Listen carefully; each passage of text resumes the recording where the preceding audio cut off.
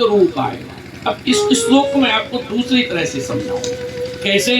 बोले भगवान के 3 गुण हैं, सत, चित और आनंद। सत और चित तो प्रकृति और जीव के पास भी है, पर आनंद हम लोगों के पास नहीं है। थोड़ा समझे गहराई से, आनंद हम लोगों के पास नहीं है। क्यों? आप तो कहते बहुत आनंद है। नहीं साहब, हमारे पास आनंद नहीं है। क्यों? कि हमको जो आता है वो सुख है। भोजन अच्छा किया, हम लोग तुरंत कहते हैं आज भोजन में बड़ा आनंद आया। आनंद नहीं आया, सुख आया। क्यों? क्योंकि आनंद आने के बाद कभी जाता नहीं। अब सुख आता है तो जाता है। तो भगवान के पास क्या है? आनंद। इसलिए देखो, कृष्ण, भगवान श्री कृष्ण के लिए क्या लिख रहे हैं? सच्चिदानंद रूपाय विश्वोत्पत्त्यादिहे तवे तापत्रय विनाशाय श्री कृष्णाय वयं नमः। और राम जी के लिए क्या लिख रहे हैं?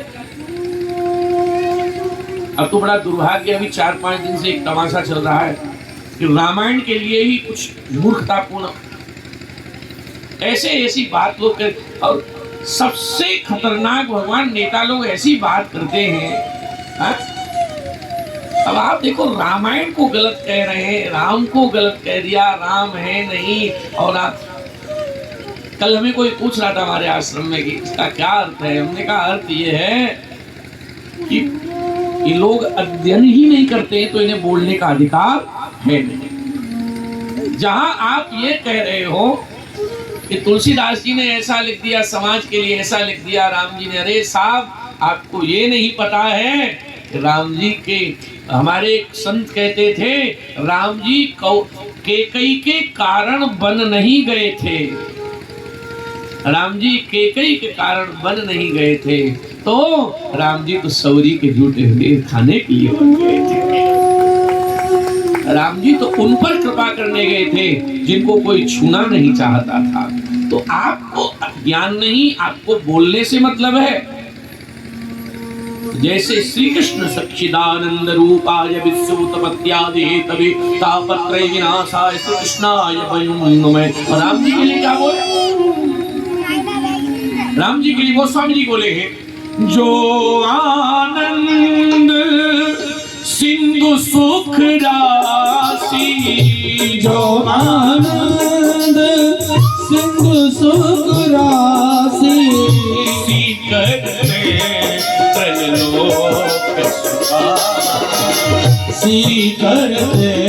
त्रैलोक सुखासी, सी करते त्रैलोक सुखासी। जो आनंद सिंधु सुख राशि, जो आनंद का सिंधु है वो परमात्मा है।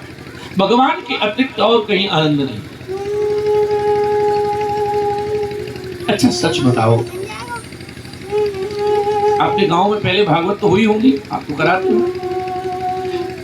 कितनी बार आपसे पहले बुजुर्ग कराते होंगे, लेकिन ईमानदारी से आप बताओ, जो चीज एक बार हो गई तब दूसरी बार कराने की क्या जरूरत है उसकी? जिनका ब्याह एक बार हो गया, दूसरा किया उन्होंने? मजबूरी हो तो अलग बात है, किया नहीं किया। अच्छा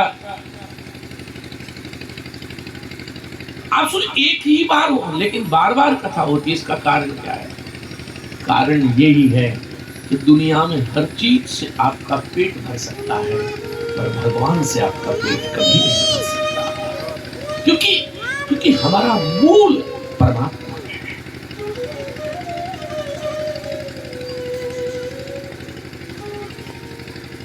सच्चिदानंद रूपाय।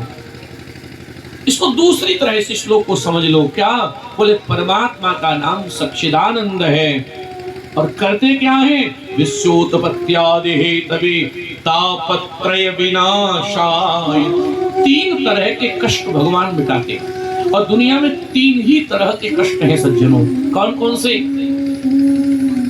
दैविक, दैहिक और भौतिक। 3 ही, सब, किसी को चौथी तकलीफ हो ही नहीं सकती। क्या बोले? आज तो सुबह से कलश यात्रा में फंस गए और मटकी सर पे रख के माताएं पूरे गांव में घूमी, नहर में गई, वहां से आई तो क्या करें, बोले माता दुख गया आज तो ये शरीर किसका है? दैहिक, शरीर को कष्ट हुआ। ये कष्ट किसको हुआ? शरीर को। ये दैहिक ताप है। भौतिक ताप क्या है? भौतिक ताप का अर्थ है किसी भी दूसरे भूतात्मा, किसी और आत्मा के द्वारा जो कष्ट मिल रहा है। घर में सब कुछ बहुत अच्छा है, पैसे भी खूब हैं, 2 बेटे हैं महाराज, बहुत परेशान हूं, क्या बात है, छोटे बेटे की बहू खतरनाक आ गई। ये भौतिक कष्ट है, थोड़ी तकलीफ दे रही है। और दैविक कष्ट क्या है? दैविक कष्ट ये है कि 26 जनवरी से कथा की तैयारी हो रही थी, जाए मेरी, हाँ? सारी तैयारी हो गई और 25 जनवरी में ही वर्षा आ गई थी। अब वो ऐसी चीज है कि आपके पास बढ़िया से बढ़िया बंदूक होकर वर्षा थोड़े रोक दोगे, किसी अड़ोसी पड़ोसी को डरा सकते हो। तो ये कौन सा कष्ट बोलेंगे इसको? दैविक। दैहिक, दैविक और भौतिक, 3 ही कष्ट है, चौथा कोई कष्ट नहीं। और ये तीनों कष्ट केवल और केवल किसकी कृपा से समाप्त होंगे? सच्चिदानंद रूपा भगवान कृष्ण की कृपा से। और देखो, जितना आप मन लगाकर सुनेंगे, जितना आप ध्यान से सुनेंगे, तो श्रीमद् भागवत के सर्वप्रथम महात्मा का चरित्र है। धुंधकारी की कथा है। नैमिषारण्य में 88,000 ऋषि बैठे हैं। आप भी ऋषि हो। क्यों? संत कौन है? संत कोई लाल कपड़े पहनने से नहीं होता, संत कोई दाढ़ी रख लेने से या दाढ़ी मुड़ाने से नहीं होता। संत का अर्थ है जिसका भगवान के चरणों में प्रेम है, वही संत है। कोई स्त्री है, पुरुष है, वैश्य है, ब्राह्मण है, शूद्र, वो कोई भी हो, जिनका भगवान के चरणों में प्रेम हो और जो भगवान के लिए दिन रात जिसके मन में प्रभु के प्रति पीड़ा उठती हो, नाथ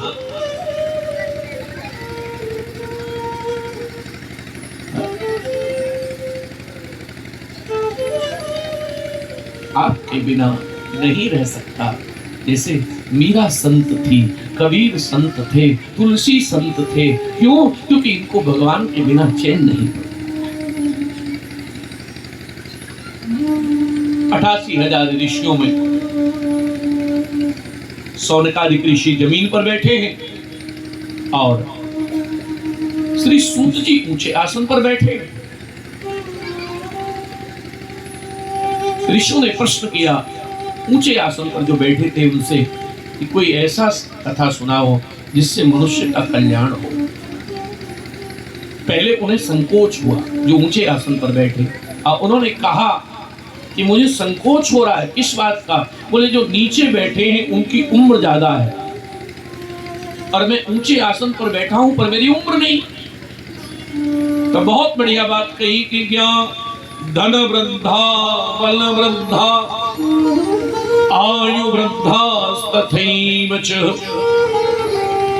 कोई धन में बड़ा हो तो बड़ा नहीं। आजकल तो लोग मान लेते हैं, ऐसे ऐसे लोग कथा में आते हैं, हमने देखा है सब जगह जाके, जिनमें एक गुण नहीं है लेकिन धन है उन पे, तो उनको गेट से ही लोग कहते हैं पधारो, आप ठीक आए। आपके आने से 4 चांद, एक चांद नहीं लगा उनके आने से। एक नंबर के बेकार आदमी है लेकिन उनके पास धन है।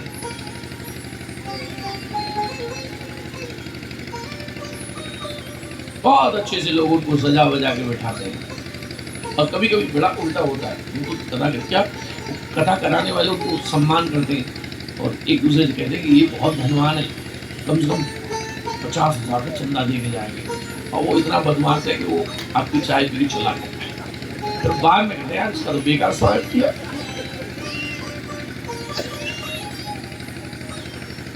ये होता है ऐसा, मैंने देखा इसलिए बता रहा। धन वृद्धा, कोई धन में बहुत बड़ा हो, गलती मत कर देना कि वो बड़ा है। बल वृद्धा, किसी में ताकत बहुत हो नहीं। और लास्ट में कहा आयु वृद्धा तथैव च, जिसकी आयु बहुत बड़ी हो वो भी बहुत बड़ा नहीं है। आप कहेंगे क्यों? तो फिर बड़ा कौन है? ज्ञान वृद्धा, जिसका ज्ञान बड़ा है वो बड़ा है। आप कहेंगे कैसे? अच्छा ये बताओ, आपके गांव के 80 साल के कोई दादाजी बीमार हो जाएं और सिरसागंज में किसी डॉक्टर को दिखाने जाएं और डॉक्टर की उम्र हो 30 साल और दादा की उम्र हो 80 साल। डॉक्टर कहे सुनो दादा, एक पुड़िया सुबह खाइयो, एक शाम को खाइयो, एक रात को खाइयो। और दादा कहे कल का लड़का हमें कल बता रहा है हम खाएंगे तीनों एक ही बार में, बोलो मरेंगे कि नहीं मरेंगे? तो आयु वृद्धास्तथैव च, आयु भी बहुत बड़ी है तो बड़ा नहीं है। तो बड़ा कौन है? ज्ञान वृद्धा, जिसका ज्ञान बड़ा है वही बड़ा है।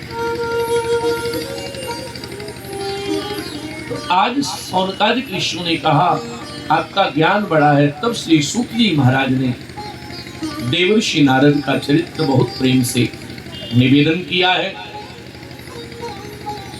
और फिर गौकर्ण धुंधकारी की कथा निवेदित की।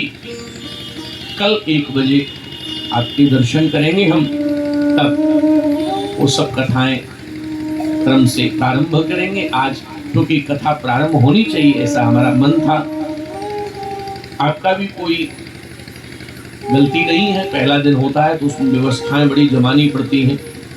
और फिर भी मैं जब आया तो मैंने देखा कलश यात्रा में खूब माइया, खूब भाई लोग खूब इकट्ठे कर रखे थे। तो मुझे ऐसी आपसे उम्मीद है, विश्वास भी है कि आप कल से कथा में भी खूब पधारेंगे, तो मुझे भी अच्छा लगेगा। और 4 बजे कथा का विश्राम इसलिए भी रखा गया है क्योंकि गांव है और गांव में माताओं को भी शाम को बहुत सारे काम होते हैं। तो आप लोगों से एक विनती है कि आप लोग 1 बजे जरूर पधार जाया करें और नित्य कथा का आप लोग आनंद लें। आइए एक बार हरि नाम गा करके फिर आरती करेंगे। एक खोर कृपा की कर दे लाडली श्री राम, एक खोर कृपा की समझाइए लाडली श्री राधे, एक खोर कृपा की कर दे लाडली श्री राधे, एक खोर कृपा की कर दे लाडली श्री राधे, लाडली श्री राधे, लाडली श्री राधे, किशोरी मेरी श्री राधे, किशोरी मेरी श्री राधे, दासी की भोली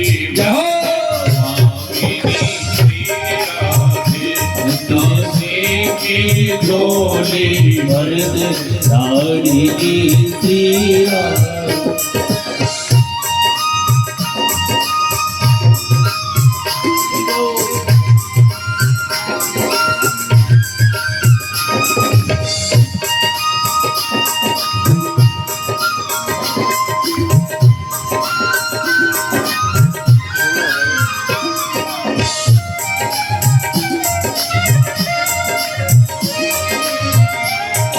बनना है, मैं बना रहा है। मैं तो राधा राधा सदा ही रटूं, मैं तो राधा राधा सदा ही रटूं, मैं तो राधा राधा सदा ही रटूं, कभी द्वार लाडली कैसे न हटूं, कभी द्वार लाडली कैसे न हटूं, कभी द्वार लाडली कैसे न हटूं, कभी द्वार लाडली कैसे हटूं, मेरे शीश कमल पग धर दे, ओ मेरे शीश कमल पग धर दो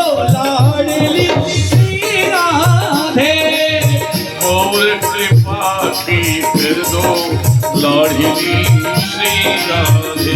एक और कृपा की कर दो लाडली श्री राधे। एक बार प्रेम से कहो श्री राधे।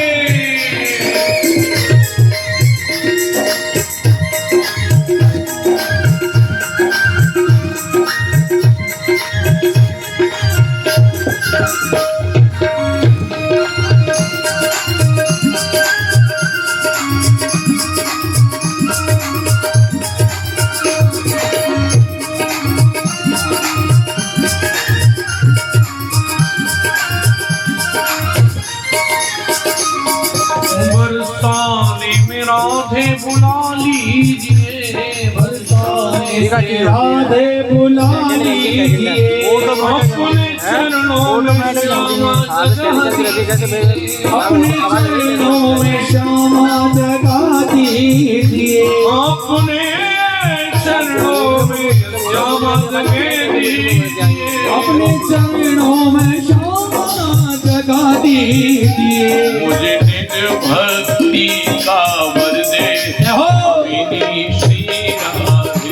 मुझे निज भक्ति का वर दे स्वामिनी श्री राधे। भक्ति का वर दे लाडली श्री राधे। एक नजर कृपा की कर दो लाडली श्री राधे। एक नजर कृपा की कर दो लाडली श्री राधे।